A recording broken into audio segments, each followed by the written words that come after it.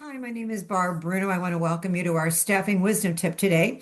And my tip today is that questions can make or break an interview.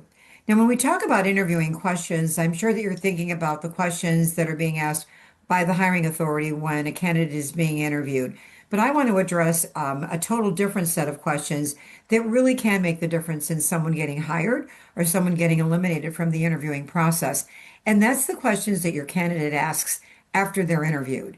In fact, I always coach candidates. If somebody doesn't say, do you have questions? I always coach my candidates to say, by the way, do you mind if I ask you a couple questions?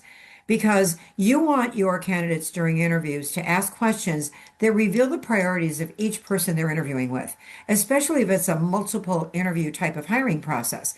Because each person that's interviewing is coming from a different viewpoint. How is this hire going to affect them? Often they have different priorities. And if you don't coach your candidates on how to ask questions, if they're asked, do you have any questions? Guess what they ask about? They ask about PTO, about compensation. They ask about information that you and I should have provided up front. So it almost, we lose credibility because the hiring manager is wondering, why didn't we give them this information? And so what you want to train and coach your candidates to do is your questions have to uncover the priorities of who you're in front of. What's most important to you and the person you hire? What do you see as the greatest challenge that I would face if, in fact, I get hired for this position? And I always give a question to who I feel is the best candidate. And this is the question I want you to pay special attention to this. If you've got a front runner, coach them on this question. What you want them to ask is, by the way, I want you to know up front that I'm very interested in this job and I'm very confident that I can do this job. I feel like I've been preparing my whole career for an opportunity like this. But what's most important is what do you think?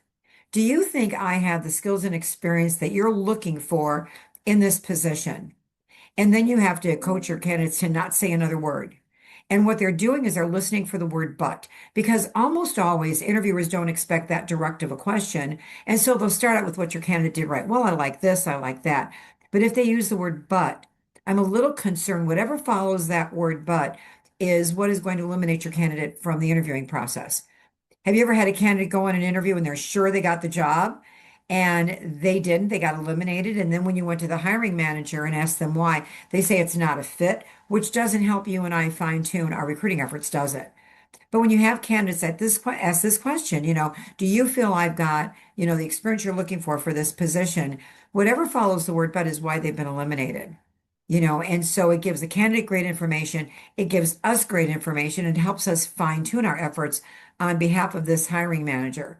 So please take the time to coach your candidates before interviews on what questions to ask, uncover the priorities of each person in the interviewing process.